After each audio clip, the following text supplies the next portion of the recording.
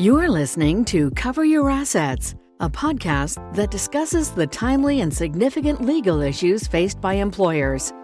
Kathleen Jennings is an attorney who has over 30 years of experience in advising employers as to their legal responsibilities and has written extensively about employment law in her popular Cover Your Assets blog. If your business has employees, you cannot afford not to have your assets covered. Hello, everyone, and welcome to Cover Your Assets, the labor and employment law podcast. And I guess I'm just going to go for it this time. We're going to start out with this. If you would please, if you're listening to the show, please review it, share it, help us grow the podcast, because this past week, now I haven't shared this with you yet, resident expert slash sister slash attorney Kathleen Jennings, well, my sister. You're other people's sisters, but I'm the only one that counts. I did work on some promotional aspects of the show to try to increase our audience, and there was some mixed results. So the results were that we did see an increase in listenership. Unfortunately, it was in Nigeria. Well, I think that goes with our strong listenership in Morocco, so we clearly have an international following. Which is interesting because barely anything that we speak about has anything to do with any other country other than the United States of America. This is indeed a U.S.-based show about labor and employment law, but the entertainment component translates into multiple languages. Is that correct? I think you're right about that. And so if others find it entertaining and folks in the United States find it educational and entertaining, then I'm happy. Absolutely. And the only way podcasts grow and they stay on the air is if people share them and they enjoy them. And so we're just asking you politely. It's not a requirement, but if you would, it would be great.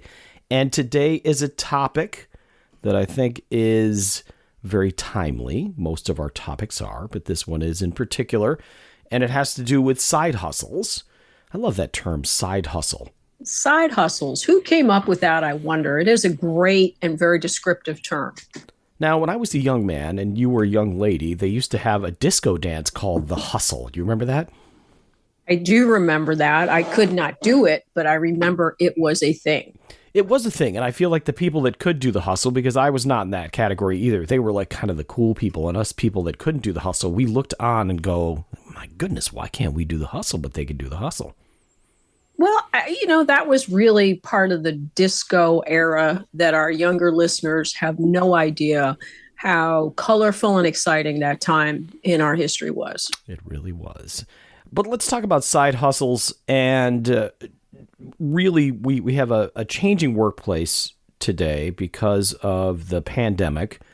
And what happened during the pandemic, I don't need to tell you, but we'll recap a little bit. A lot of jobs went remote. So people had some time on their hands, and during that downtime or shift in time, whichever, because some people were still working their regular amount of hours. They were just working them from a different location. And as a result, a couple of things started to happen. I think that people started to investigate doing other things online to maybe earn money. And then recently, we had this real fun thing that we, also had during the disco era. Look how we just tied it all back together. That's beautiful. It's called inflation. And there was a guy named Gerald Ford. His real name was Leslie King Jr., by the way. Why he changed it to Gerald Ford, I think it's because he was adopted. But either way, I think it's much more presidential, don't you? I feel like Gerald Ford is. It almost sounds more like he invented a car than he was a president. But Gerald Ford came up with a fantastic solution for inflation. Do you remember that? I don't. He had little buttons that said WIN, W-I-N. Oh, whip inflation now. Whip I do remember now. that. Yeah. So we should bring back those. Maybe what I'll do is I'll come up with a Whip Inflation Now t-shirt, and the younger generation can appreciate that. But in all seriousness, what happens with inflation is prices go up, and people have to figure out a way to either cut back on expenses or increase income. Simple enough. So cutting back on expenses really doesn't relate to our topic today, but increasing in income does, because in order to do that, you're probably going to have to come up with a side hustle or two or three. So well, and Tom, I think by way of full disclosure for our listeners, I'd like for you to tell our listeners how many jobs you actually have. Wow. So you put me on the spot here. So when we say jobs, we're talking officially paid, like actual paid jobs. Paid or even maybe some entrepreneurship going on, perhaps. So I would say 4 solid ones. And I'm going to lump the podcast into the media thing. So because I'm a newspaper reporter / features writer and whatever, music guy. And I consider the entertainment component, that's one component. I also make bagels, which is a business that I started with my wife and with the bagels themselves. They're an important part of it. And so I'm an employer, which means I do actually have 2 employees beyond myself and my wife. So I have to deal with that aspect of it. I'm a bartender at a meadery, which is a lot of people think it's meat, like as in salami, but it's mead, which is a honey fermented beverage. And then my full-time gig, which would be my hustle, not my side hustle, because people talk about side hustle. So isn't your main job your hustle? It should be your hustle, but perhaps people hustle more in their side hustles. And that's a problem we need to talk about today. Yeah, maybe that's the thing. It's side hustle. You're hustling, but on your main job, you're being kind of lazy, which is sort of true for me. I'm a special education teacher, and there are days where I pretty much mail it in. Please, employer, don't listen. But I am a good teacher on some level. But that is, yes, I work all of these jobs because of for a number of reasons, but because I have faced some economic adversity, and anyone that's faced economic adversity, they either learn to accept it, or they say, I'm going to have to figure out a way not to face that again. And so, do you perform any of your side hustles during the time that you are working your main hustle? On the advice of counsel, I would like to plead the fifth on that. Well, and maybe we should talk about how employers can deal with an employee who has a side hustle and the measures that they can take to make sure that employers can prevent these side hustles from taking up main hustle time. Because if you're an employer, you are paying an employee to do the job for you. And if they have a second or third or fourth job, like some people, then you need to examine whether those side hustles are interfering with that employee's ability and time to do their main hustle. Yeah, and not too long ago, out here where I live in Western New York, there was a situation where there were some either corrections or police officers. I believe they were police officers that were working security, and so as a side job, which isn't unusual in law enforcement. But the problem is that they were doing it while they were on the clock as police officers. So they subsequently and they got arrested and they were charged with fraud because you double dipping. I don't know that there's necessarily that type of seriousness when it comes to side hustles, but maybe you can address that. I would imagine that there's other workplaces where people, again, look at it like, oh, this is kind of a double dipping situation, and it could become a huge legal issue.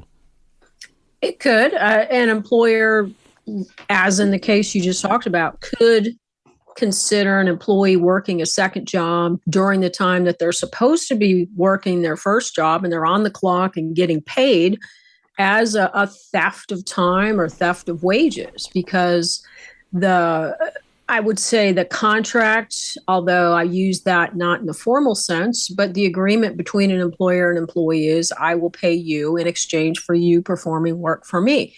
So if you are performing work for someone else, but I'm still paying you, then you are in effect stealing my wages and using them for something else. So I've actually experienced this multiple occasions, and being a writer, it's obviously one of those situations where if you're writing something, you can write it remotely. I mean, I've worked remotely doing writing stuff for 15 years, so there's nothing unusual there. Have I done it during my time while I'm working my day job? Absolutely. Typically, as a teacher, you get planning periods, so maybe I'll do it during that period, or in other jobs, I would do it during my lunch hours, those types of things.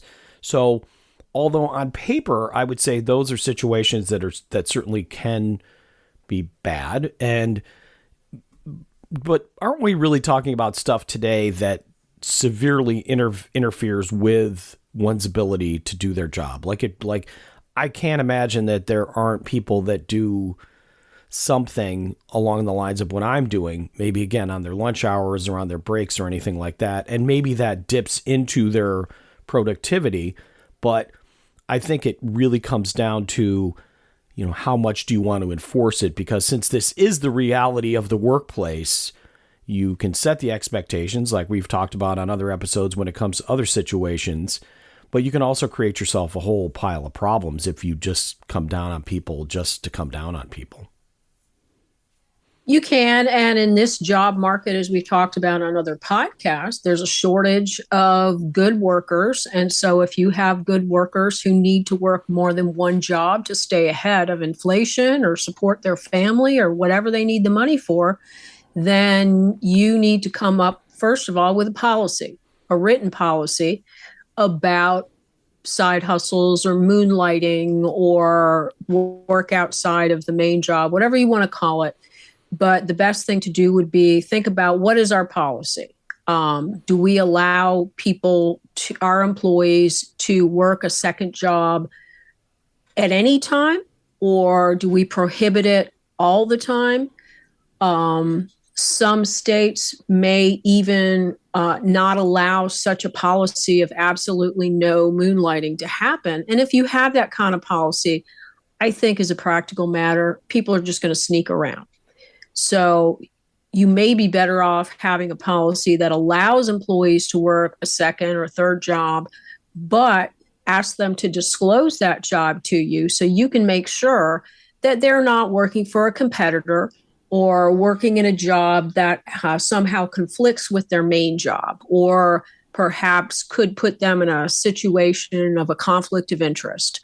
So that kind of transparency would benefit the employer and also benefit the employee, because then they know that their employer knows that they have this other job. And maybe sometimes you need some flexibility because I need to leave work. I can't work overtime today because I have this second job, something like that.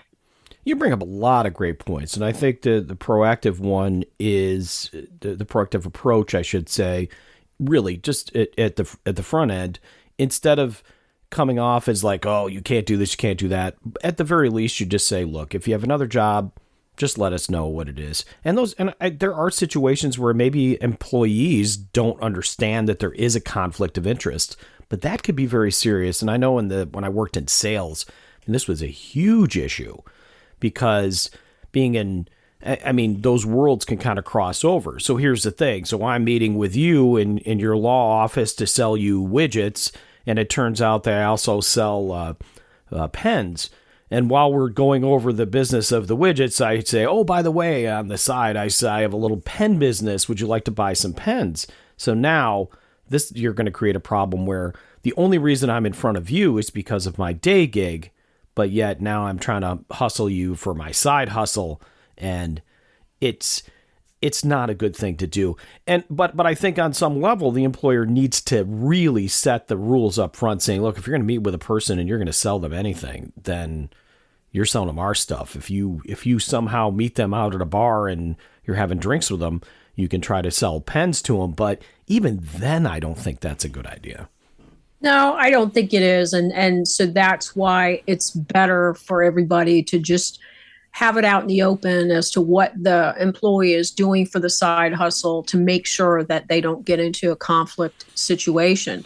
You can also have your policy state that employees are forbidden from performing other jobs while they're on the clock for their main jobs. There's nothing wrong with having a policy like that.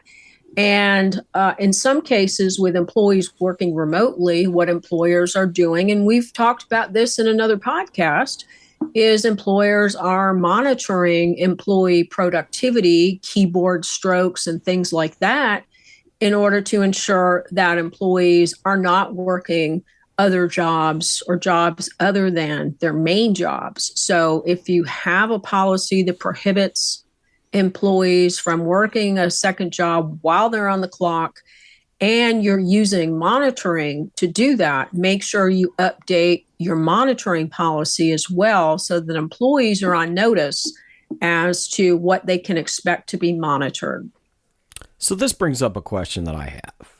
When we use the term on the clock, now that may seem like, oh, that's a pretty easy question to answer. You're either on the clock or you're not. You're pregnant or you're not. There's no, in horseshoes, and hand grenades. That's the only time close counts. But so I was in a situation where, going back to the music piece, I had an interview scheduled with, should I name the person? Of course, I like to drop names. Mickey Dolenz. Do you know who that is?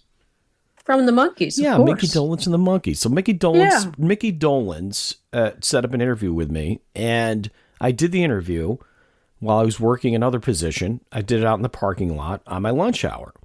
You didn't have to take the last train to Clarksville to see him? I did not, but I'm a believer in doing an interview with him. Oh my gosh, all the Monkees references. So young people are going, what are they talking about? Curious George is a monkey. No, different Monkees, folks. But in all seriousness, so I did the interview, and it wasn't even in the building that I was working at, but I was a salaried employee, and they used that as a justification for, it was part of a whole package of, we want to get rid of you anyway. The reality is they want to get rid of me. That was just one of the things that they used. But either way, going back to that, I remember having the conversation. I said, well, you did this interview for your other job while you were on the clock. I said, well, no, I wasn't on the clock. I said, I was on lunch. He's like, well, you're salaried. You're never on lunch. You're technically always on the clock. I said, well, that doesn't make any sense to me. But there are situations where people have an hour lunch. And during that hour lunch, is that technically considered it being in the employ and on the clock? Or does it matter if you get paid for the lunch? How does that work in terms of being able to do your side hustle on your lunch hour? Because I would think like with an Instacart or maybe even Uber, you could probably sneak in a little extra money on the lunch hour if you have the time. You raise a great point there, Tom. Actually, you raise a bunch of great points. The first being that salary people don't necessarily clock in and clock out. So when are they, in air quotes, on the clock? Some employers may consider them to be on the clock all the time, as your former employer who wanted to get rid of you considered. So that comes down to what kind of flexibility are you going to allow your employees? Are you going to allow them to do anything they want for an hour a day on their lunch hour? Do you expect them to be at work and available to work during that lunch hour? And we're talking about salaried exempt employees now. The non-exempt employees are the people that clock in and clock out, and you have to pay them for every minute that they are on the clock. So with the salaried employees, it does come down to, well, how flexible do you want to be? If you have somebody who takes more than an hour every day because they're doing Uber or Lyft or Instacart and they're missing work or they're not available for phone calls or not available as a resource, then perhaps you need to have a chat with that employee about whether that second job is infringing on the first job. But it comes down to how flexible do you want to be, and then you need to be consistent with all of your employees. So don't let Tom be the guy that can take a 2-hour lunch every day so he can make a little extra money with Instacart. But Mary has to stay in the building and available for phone calls because Tom's not around. That's not fair. Yeah, I agree. It really does come down to fairness. But going back to points that we've made earlier, is probably best if you are going to plan on doing that on your lunch hour, whether you're salaried or not, it's best to inform the employer. Say, hey, by the way, on my lunch hour, since I have a half an hour and the grocery store is next door, I'm going to pop over and earn a little bit of money. Is that okay? And so creating a relationship with the employees where they feel comfortable enough to tell you that, it goes back to the culture and all those types of things. So this is important, because I could see a scenario where, let's say I'm working with Mary and I go on lunch, and maybe I go to the grocery store to pick up lunch and I see her with clearly doing Instacart, and maybe I don't like Mary. And I go to HR and I go, by the way, Mary was doing Instacart on company time, and that's those are very real situations. So as an employer, you're kind of stuck where you either go, Well, Mary already told us about that. We're aware of the fact that that's going on. Otherwise, it becomes oh crap, now we got to deal with this situation because Bob is complaining about Mary. We don't want to deal with Bob because Bob's a complainer. Yeah, and nobody likes a snitch, but they're out there. You can also think of this as somewhat related to a situation, perhaps if you have an employee who is going to school. And so how much time are you going to let them study during work time? Or are there days that they have to leave early in order to go to a class? Or do you allow employees to attend virtual classes during work hours? So it's a similar situation. And so you want to make sure that you are consistent in the way that you treat employees. And consistent doesn't mean exactly the same, as we've talked about before. You do have to have some flexibility and take into account each employee's situation. But you want to be fair, and you want to, of course, make sure that you're not discriminating against a particular class of people. Yeah, and I love that expression. Consistency doesn't mean the same thing as same.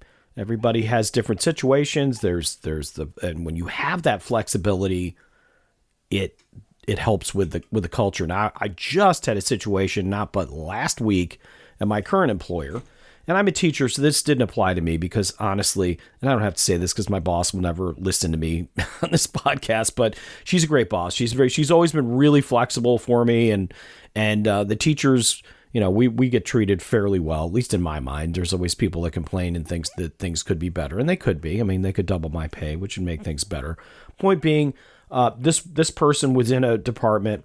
She started the exact same day that I did. She was a nurse, did not receive any pay increases, was scheduled to have an annual review. Annual review wasn't done on time, so it was 6 months late.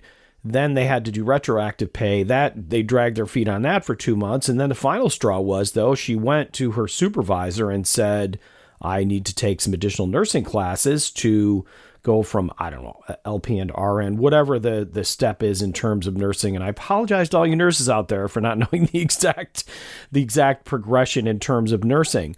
But it was going to be a situation where she had to leave early one day a week for, whatever during the course of the semester, and that she'd make it up on some other days. And they just said no. And so obviously put all those things together, you lose an employee. And she was the type of person that showed up every day. I mean, I don't know what her work was like because I wasn't her supervisor, but still, all of us as coworkers saw that situation. We all heard about it. And then they said they did another thing. And maybe this is a topic for another episode because I just found it bizarre. They told her that she had to give at least a month's notice before she could start her new job. Yeah. And this isn't the first time I've heard that. So what they'll do is the employer will hold over a bunch of sick time or personal time and say, well, if you don't give at least 30 days notice, then you don't get any of your unused vacation. You don't get anything. So it's just, I don't know, a whole myriad of situations that come up. But ultimately, it really does come down to flexibility and or inflexibility, that when an employer refuses to deal with individual situations as they arise, it will eventually come back to bite them. At least I hope it will, because it's just, you don't want to get sued. And the people that are going to sue you are the ones that don't like you. People. That's right. That's it. I mean, it goes back to I know I'm running a little bit longer than usual because you need a chance to talk, but I will never forget the story I heard about Schwann's ice cream when they had a foodborne illness outbreak and their clientele was older and loyal, and they didn't have a single lawsuit because people liked Schwann's. And I think it can go the same way with employers, that if something happens that may warrant a lawsuit on paper, if they like you and you've treated them well, most of the time, you're not going to be in a situation where you're going to get sued. Well, you hope. I would knock on wood, but that would make a weird noise on our podcast. So I'm not going to do that. But you're right. At the end of the day, if you treat people fairly and your employees perceive that everyone is treated fairly, that's going to go a long way to preventing potential lawsuits, even your workers' comp claims. You may not have those employees who have these aches and pains and backs that go on forever and just cost your carrier money and increase your workers' comp rating. Happy employees or employees who at least feel that they're being treated fairly will come to work every day. And that's what you want. Yeah, no, I agree 100%. And we're at that point where we need to wrap up. But man, I think we hit a lot of great things today. And but just really one of the overarching themes that maybe we didn't point out in particular is the fact that it is a changing workplace, and these are realities that more and more employers are facing and will face in the very near future, because it doesn't look like anybody's going to be getting any of those little whip inflation now buttons anytime soon. So they're going to have to figure out a way to get some more money. And that I would say probably number one is they're going to ask you to give them a raise if you're an employer. And if you can do that to the point where your employees don't have to work a side hustle, that's great. But the reality is as an employer, you have expenses and you can only do so much. So proactivity, that's my first takeaway. And I'm sure you agree, and I'll let you do the rest from here. But if you have a policy that addresses side hustles, it's a crucial thing. If you don't have one now, get one immediately. Yeah, because you're especially now when you have more employees working remotely, so you don't see when they're coming and going necessarily or where they're going necessarily. You need to think about, what is our policy? How do we want to handle this? And also, how do we want to monitor things if we need to? If we have a largely remote workforce, you're going to have to look at your monitoring policies as well. How about some other takeaways? As we've talked about before, be flexible, be fair, be consistent, and hopefully your employees will work as hard for you as they work for their side hustle. Hopefully they'll hustle on the side and they'll hustle every day. Absolutely. They'll hustle all the time. Hustle and let me time. also, we should have announced this at the beginning, but I am very happy to announce that the Cover Your Assets, the production company, Coronia Media, has named their first employee of the month. And I am very pleased to report that Thom Jennings is our employee of the month. Thom, congratulations. Well, I just want to thank all my coworkers for their hard work. I just want to say that I share this award with all of you. Now, anyone you're going to have to go back in the archives if you don't get that joke. But yeah, my sister sent me an employee of the month mug because I'm 56 years old. That's full disclosure. And I have complained for 52 years that I wasn't able to be employee of the month. It was bad enough when we were growing up as kids that I wasn't even the kid of the month because my sister Kathleen was the favored one. Well, no, my mom liked me better than you. No, your mom. Yeah, mom liked you better. Yeah, sometimes. Yeah, but mom definitely did have that kid of the month club. Like that, we trended. I mean, I had months where I was not trending well. You had a lot of months when you were not trending well. Let's be honest about that. You were quite the handful as the young person. But right now you've made up for it. You are our employee of the month, and we thank you. Yes. We thank you for all the work you put into the podcast, and then appreciate your efforts and your creativity and your productivity. I appreciate that as well. Now, there is actually one point that we didn't discuss, and it's a quick one with regard to side hustles, because I've dealt with this, as has my wife. Make sure your employees are aware of the payroll implications of working second and third jobs, because what will happen is if they're withholding taxes for the one job and not the other, at the end of the year, the IRS will go, oh, look at this extra money. We'll take that. So yeah, and a good HR person can kind of help you through that, but that just creates a financial burden for an employee that you don't want. And even though technically it's not something that you as the main employer have created, you still want to try to keep your employees happy, because trust me, they will come to you and go, oh my God, I didn't have enough money withheld from my check. And then usually they'll go, well, did you work another job? Well, yeah, but. So yeah, it's probably not bad just to send out an email to the workforce saying, if you're working a second job, please adjust your, what is it, W-9 or something? Withholdings. Yeah, whatever it is. Whatever it is, withholdings. See, that's coming from the employee of the month. See, I'm helping everybody out there with this extra little tidbit. Somebody's going to thank me someday. Yeah, that's why you're employee of the month, and we appreciate that. I totally see why he's employee of the month. Yes, absolutely. I groveled and begged long enough where I finally made it. It's a beautiful moment. All right. Anyhow, with all that being said, and I thank you. This is a lot of fun. You giving me your time to. I know we're related and everything, but I still appreciate because attorney's time is a lot more expensive than special education teachers' time. So. Yeah, I haven't actually revealed my hourly rate to you yet, but you'll be getting my bill.